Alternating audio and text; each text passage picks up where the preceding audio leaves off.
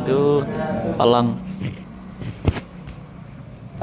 Ila hadratin Nabil Mustafa Muhammadin Rasulullah sallallahu alaihi wasallam. Al-Fatihah. Wa ala alihi wasallam wa tabi'in wa tabi'in. Bahmil uruzil jamas wa qadha Muhammad Rasulullah.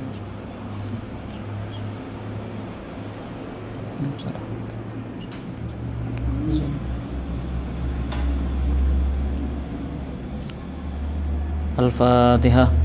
A'udzubillahi minasyaitonir rajim. Bismillahirrahmanirrahim. Alhamdulillahirabbil alamin. Arrahmanirrahim. Maliki yaumiddin. Iyyaka na'budu wa iyyaka nasta'in. Ihdinas siratal mustaqim. Siratal ladzina an'amta 'alaihim ghairil maghdubi 'alaihim waladdallin.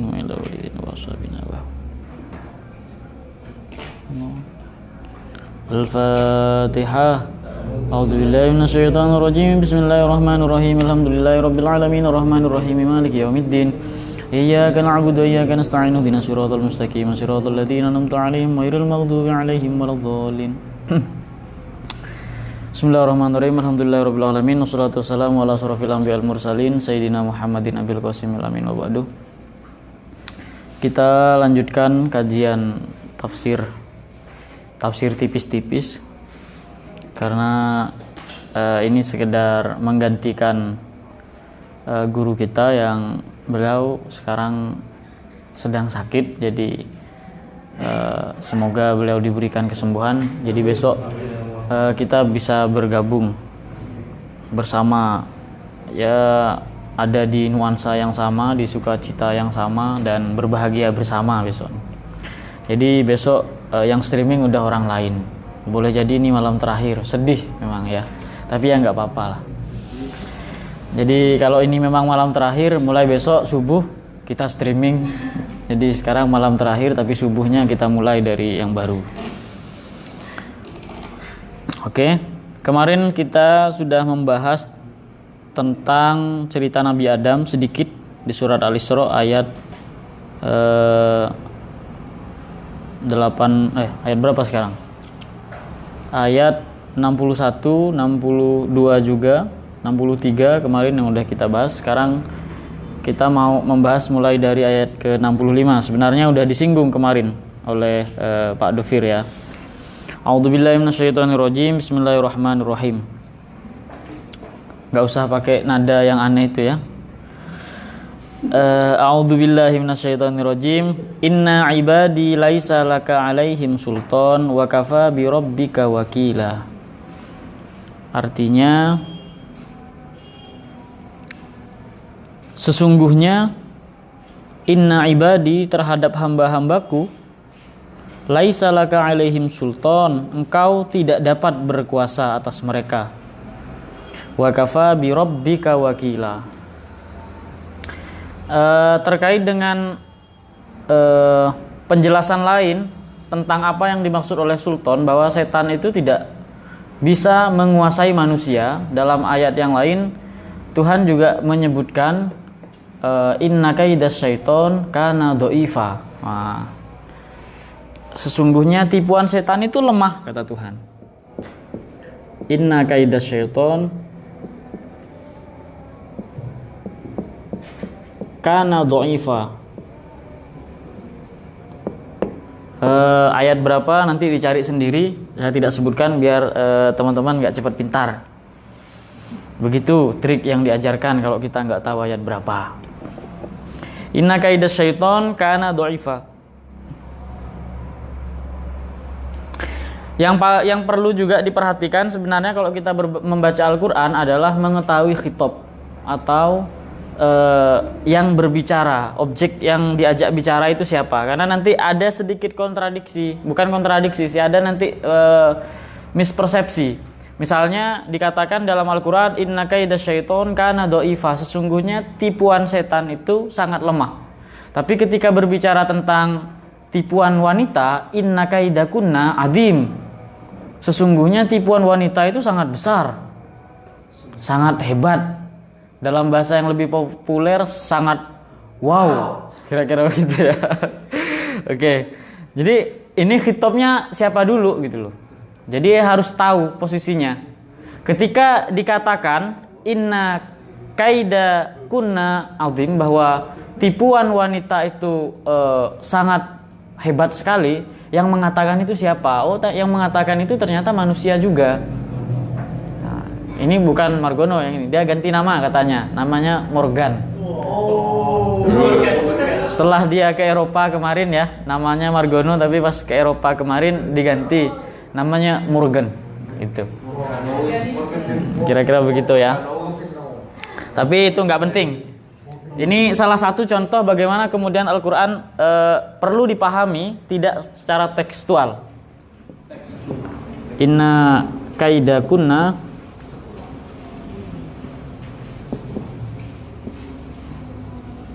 sesungguhnya tipuan wanita itu sangat besar sekali katanya. Makanya Mas Arif yang mau nikah ini ingat, tipuan wanita itu besar sekali. Mas Arif ya. Tapi ini adalah pernyataan kalau tidak salah yang dinyatakan oleh suami Siti Zulaiha. Jadi yang mengatakan ini manusia. Jadi kalau bagi laki-laki, ya tipuan wanita itu sangat hebat, tipuan setan juga sama hebatnya sebenarnya begitu. Tetapi karena yang mengatakan yang pertama ini adalah Tuhan, inna kaida syaiton kana doifa, karena memang Allah Maha Perkasa, maka Allah katakan sesungguhnya tipuan setan itu sangat lemah. Tapi ketika ayat yang di sini, ini yang mengatakan, betul firman Allah memang, tapi ini menceritakan tentang ucapan dari suami Siti Zulaiha bahwa tipuan wanita itu sangat hebat sekali. Ini namanya ilmu tentang hitop. Siapa yang berbicara, siapa yang diajak berbicara, siapa yang sedang berkomunikasi dalam Al-Quran. Maka kalau baca ayat Al-Quran juga jangan hanya dipotong-potong saja. Oke, tapi terlepas dari itu kita masuk ke pembahasan tadi. Yang ingin saya sampaikan di sini adalah inna ibadi laisa laka alaihim sultan. Sesungguhnya hamba-hambaku, terhadap hamba-hambaku ini engkau iblis yang dimaksud tidak memiliki sultan, tidak memiliki kekuasaan. Kenapa? Karena ya inna kaidas syaiton kana doifa. Tipuan setan itu lemah ketika disandarkan kepada Tuhan. A'udzubillahi minasyaitonirrajim, misalnya aku berlindung kepada Allah dari setan yang dirajam. Kira-kira begitu. Maka di sini teksnya begitu. Dan juga seperti yang kemarin sempat kita singgung juga, ibadi ini jamak dari kata abdun. Jadi abdun itu artinya hamba ya. Jamaknya itu abdun ini artinya hamba. Hamba bisa jamak dengan ibad, bisa jamak dengan abid. Bedanya kalau ibad ini nuansanya selalu positif. Ibad ini selalu mendahulukan apa yang dikehendaki oleh Tuhan. Jadi dia bekerja, bertindak sesuai dengan apa yang diperintahkan oleh Tuhan. Beda dengan abid ini hamba-hamba yang kadang menyeleweng. Disuruh apa dia malah kemana, misalnya begitu. Nah, jadi di sini Tuhan yang kata Tuhan yang dilindungi oleh Tuhan, yang setan atau iblis tidak berkuasa atas dia adalah ibadi, hamba-hambaku yang taat kepadaku, yang nanti mereka itu dilindungi oleh Tuhan. Kira-kira begitu. Wa kafa billahi wakila, cukuplah Allah sebagai wakil. Yang disebut dengan wakil ya apapun yang dibutuhkan oleh si hamba ya dia akan memberinya. Wakil kira-kira begitu. Ya, wakil lurah boleh, atau apapun lah. Itu perbedaannya ya. Kemudian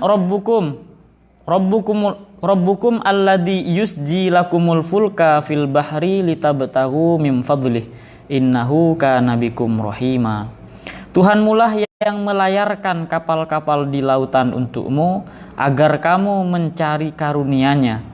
Sungguh Dia Maha Penyayang terhadapmu. Nah, ini ayat yang menarik karena berbicara tentang kekuasaan. Dua hal lah. Pertama, perahu ini adalah sesuatu yang dibuat oleh manusia. Tapi kalau masalah berlayar, terutama masalah berlayarnya, karena dulu menggunakan angin juga, nah ini harus bergantung kepada Tuhan. Nah, tujuan berlayar tidak lain dan tidak bukan adalah litabtahu mim fadlihi, adalah dalam rangka mencari karunia Tuhan, fadilah dari Tuhan. Yang disebut fadilah ini apa sih? Secara gampang, fadilah itu kan secara bahasa artinya keutamaan. Tapi secara simpel bisa kita definisikan fadilah itu sebagai fungsi sebenarnya. Mirip dengan fungsi. Contohnya nasi itu berfungsi mengenyangkan kalau dimakan. Ya nasi juga bisa membunuh.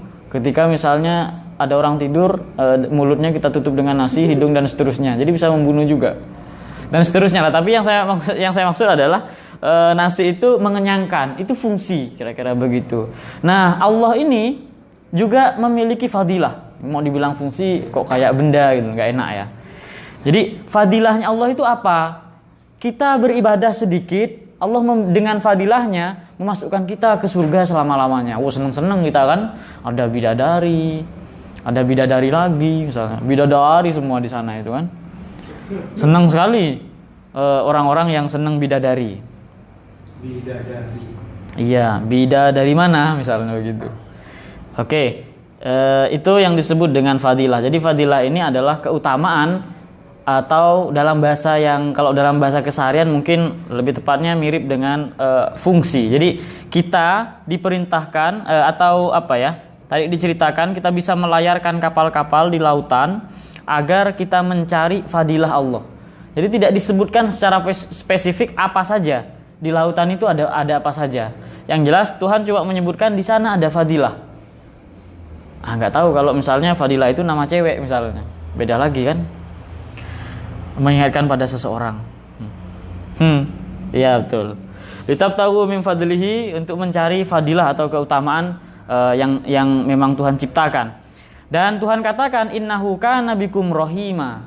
Tuhan menciptakan apapun tadi itu untuk kita tidak lain dan tidak bukan karena Tuhan memiliki cinta kasih, rahima, ada apa ya? Rahmat di situ. Cinta kasih. Nah, jadi rahmat ini adalah bentuk kasih sayang Tuhan kepada kita. Nah, istilah selain rahmat rahmat Tuhan boleh jadi berbentuk nikmat, boleh jadi berbentuk ala. Mungkin teman-teman pernah mendengar ayat fabi ayyi ala rabbikuma tukadziban, artinya apa itu? Kok artinya nikmat itu? Nikmat Tuhan yang manakah yang engkau dustakan? Di mana kata nikmatnya di situ? Fabi ayyi ala rabbikuma tukadziban. Nikmat yang mana? Enggak ada kata nikmatnya kok di situ. Kok tiba-tiba ngomong nikmat? Hah? Sok-sokan. Jadi ada nikmat,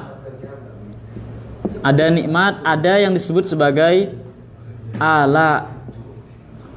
Ya. Nikmat, ada ala. Apa perbedaannya? Kalau dalam bahasa Indonesia jadi sama ini, jadi sebut nikmat semua. Fabi ayyi ala irabbi. Nah, ini ala irabbi. Jadi bedanya kalau nikmat itu sama halnya dengan kita dikasih tangan. Itu namanya nikmat. Tapi kalau tangan kita ini bisa untuk menggenggam, itu namanya ala. Jadi ini lebih ke fungsinya kalau ala ini. Sudah kita pakai. Kita dikasih mata, itu nikmat namanya. Dengan mata kita bisa melihat, itu disebut ala. Fabi ayyi ala rabbikuma tukadziban. Nikmat Tuhan yang manakah yang kau dustakan? Udah kamu pakai kok. Matamu udah bisa kau untuk lihat orang misalnya kan. Matamu udah bisa untuk baca WA dan seterusnya.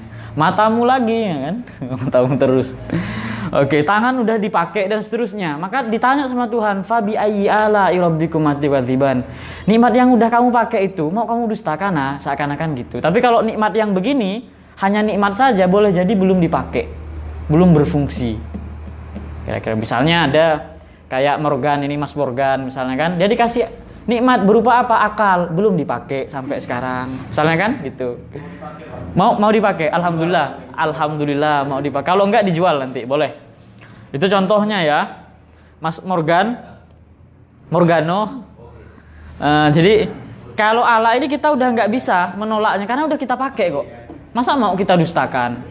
Maka Tuhan bertanya fabi ayyi ala, bukan fabi nikmat, bukan dengan kata nikmat. Oke. Nah, salah satu bentuk nikmat Tuhan tidak lain dan tidak bukan adalah rahmat atau kasih sayang Tuhan adalah dengan memberikan kita nikmat dan seterusnya tadi itu. Kita lanjutkan. Ini masih berhubungan dengan laut. Nggak tahu laut itu selalu asik ya. Nggak tahu, mungkin karena dia lebih luas dari daratan ya. Tempat menampung segala sesuatu. Makanya pernah ada yang mengatakan kalau kamu sedih ceritakan saja sebab matamu tak selaut itu. Nyet gitu ya. Jadi matamu tak selaut itu maksudnya nggak bisa nggak bisa menampung duka, itu nggak bisa, nanti banjir gitu loh.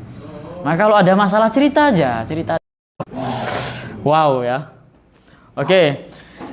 Wa idza massakumudz-dzurru fil bahri dhalla man tad'u illa iyyah falamma najjakum ilal barri a'radtum wa kanal insanu kafura.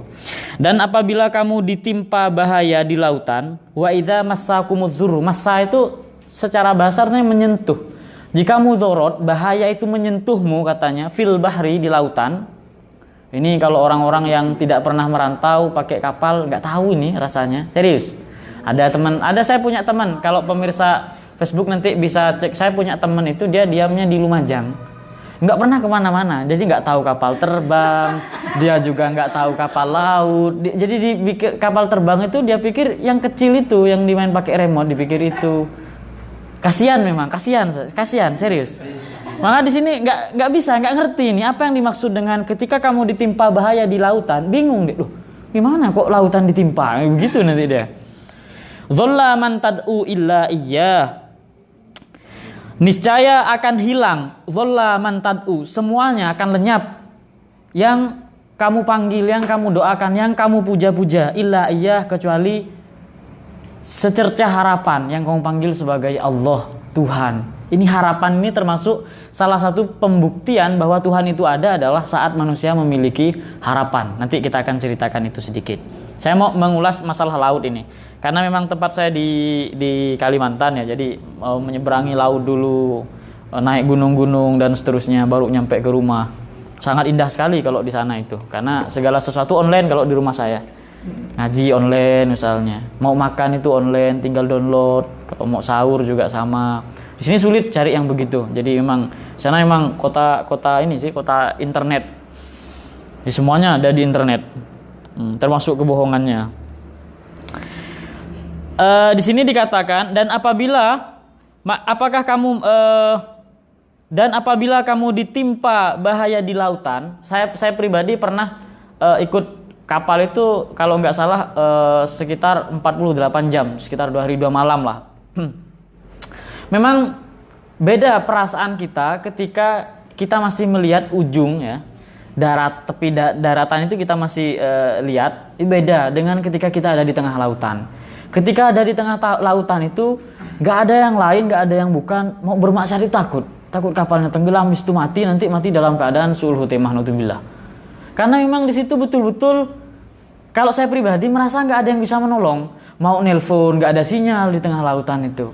Mau minta tolong helikopter, kapan datangnya itu kan, dan dia belum tentu tahu kalau kita jatuh. Siapa yang nanti akan nolong? Saya selalu kadang ketika melihat lautan yang begitu banyak, kemudian saya membayangkan kalau saya tenggelam di situ. Kalau saya tenggelam gimana ya? Kemudian saya setelah berpikir begitu, pikiran saya kembali lah, kalau sudah tenggelam kan, saya nggak mungkin mikir apa-apa. Jadi tenang lagi. Jadi kalau sedang tidak tenggelam, nanti saya takut tenggelam. Tapi ketika saya tadi berasumsi, tapi kalau saya udah tenggelam kan saya nggak mikir apa-apa. Jadi ya saya santai, jadi santai lagi. Kira-kira begitulah. Jadi betul-betul dicekam oleh rasa takut. Karena saat di lautan posisinya kita betul-betul merasa kita itu sangat kecil sekali. Lautan yang begitu besar. Tapi ini lagi-lagi sangat sulit dipahami oleh orang-orang. Teman saya terutama itu yang ada di Lumajang tadi. Sulit dipahami. Nah, kalau Mas Morgan ini tahu. Karena memang dia diam di titik kecil tengah lautan yang kadang kita sebut pulau. Jadi pulaunya kecil sekali. Bahkan di sana itu kalau sampai ada orang kencing bareng banjir. Makanya gantian ada jadwal kencingnya. Yang pulaunya sangat kecil sekali. Dia pasti tahu betapa menakutkannya. Oh iya. Aduh, ini saya nyinggung sebuah pulau yang saya tidak sebutkan lah. Nanti ada yang tersinggung. Jadi enggak saya singgung ini. Jadi jangankan ada tsunami ya, kencing bareng aja itu lo takut. Nah, kira-kira begitu ya. Jadi kencing bareng itu takut nanti banjir, habis itu terjadi tsunami. Jadi apalagi sampai tsunami, wah habis itu. Nah, maka orang-orang yang di sana itu dekat dengan Tuhan. Allah, Allah begitu. Makanya kalau di sini kan orang, wow, begitu itu kan, modelnya begitu. Urak-urakan, biasa emang begitu. Itu mencerminkan orang yang takut ya. Tapi yang paling penting adalah dzalla man tad'u illa iyah. Ketika kita ada di posisi merasa paling kecil, pasti tidak akan terbesit dalam diri kita apapun kecuali Tuhan. Memang kita itu bisa mendekati Tuhan hanya saat kita merasa kesempitan atau ada kesulitan tertentu. Nah, di situ kemudian kita betul-betul takut. Kira-kira begitu ya. Jadi kalau kita masih merasa misalnya jalan, masih punya uang misalnya, itu untuk tawakal itu gimana ya? Sulit tawakal karena ada yang menjamin seakan-akan. Tapi kalau udah sengsara, bilang nggak ada yang lain, baru kemudian ada harapan di situ. Jadi sebenarnya harapan itu adalah Tuhan dalam jelmaan yang lain, dalam jelmaan yang indah dan seterusnya bagi kita. Kelaparan dan seterusnya, dia masih berharap semoga nanti meskipun sekarang saya kelaparan, habis ini ada orang ngantar nasi misalnya. Orang-orang yang deket di Facebook kan, oh ini di mana? Di Kepanjen di mana? Ini di dekat Jalan Jalibar. Kalau misalnya ada deket situ boleh, misalnya gitu kan, dan seterusnya lah. Nah itu harapan itu termasuk bukti bahwa manusia pada dasarnya adalah makhluk yang mengakui akan adanya Tuhan. Itu aja. Jadi man arafa nafsah faqad arafa rabbah. Barang siapa yang mengenali dirinya, mengenali Tuhannya. Yang dimaksud mengenali dirinya adalah tahu betapa lemahnya dia. Pasti dia akan kenal siapa Tuhannya. Nah, itulah yang disebut dengan harapan. Jadi kalau manusia masih memiliki harapan, sebenarnya dia sedang bertuhan. Kira-kira begitu. Kalau tidak lagi memiliki harapan, dia jadi tidur. Nah, kira-kira begitu ya. Falamma najjakum ilal barri a'radtum. Tetapi ketika dia, Allah yang dimaksud, menyelamatkan engkau ke daratan, a'radtum, engkau berpaling. Tidak lagi ingat. Jadi kalau kita sulit, kita ingat sama Tuhan, tapi kalau udah gampang, kita lupa dengan dia. Wa kanal insanu kafuro, dan sungguh manusia itu sangat kufur. Di sini menggunakan kata kafuro, jadi bukan kafir. Kenapa? Karena ini sigat mubalaghah. Jadi sangat banyak ini. Kekufuran manusia itu sangat banyak. Kan la in syakartum la azidannakum wa la in kafartum inna adzabi lasyadid. Jadi syukur ini kadang dilawan dijadikan antonim dari kufur ya. Alasannya syukur ini dijadikan antonim dari kufur. Jadi kalau dikatakan bahwa wa kanal insanu kafuro, sesungguhnya manusia itu kufur, berarti manusia itu tidak pandai bersyukur. Karena kufur berarti tidak bersyukur. Kalau bersyukur berarti tidak kufur. Jadi kalau di sini dikatakan manusia itu sangat kufur, berarti dia tidak bersyukur. Bersyukur itu secara bahasa artinya kan membalas. Jadi Tuhan Asy-Syakur, Maha membalas, artinya meskipun amal manusia itu kecil, dibalas tetap oleh Tuhan. Nah begitu juga kita makhluk ini disebut sebagai bersyukur ketika dia dalam tanda kutip membalas. Membalas itu gimana? Dengan melakukan perbuatan yang inilah sepantasnya. Dikasih mata untuk melihat Al-Quran, dikasih mulut membaca Al-Quran misalnya, dikasih hidung mencium bau wangi-wangian misalnya. Jangan begitu Fauzi ya.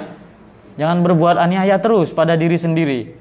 Maka ketika di sini dikatakan wa kanal insanu kafuro, ini menunjukkan bahwa manusia itu sulit untuk bersyukur.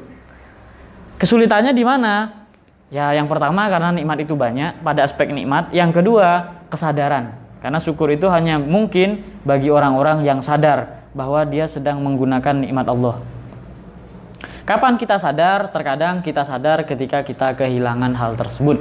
Seperti pernyataan Imam Al-Ghazali, kullul asya tustabanu bi afdadiha.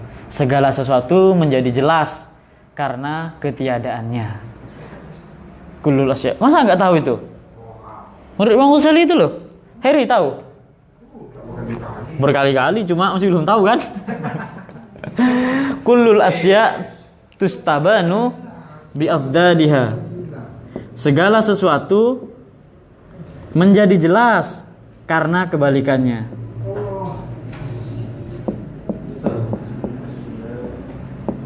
Adnan tahu ini kan?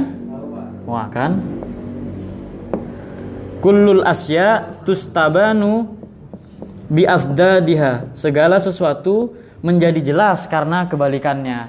Nikmat itu menjadi jelas ketika nikmat itu hilang.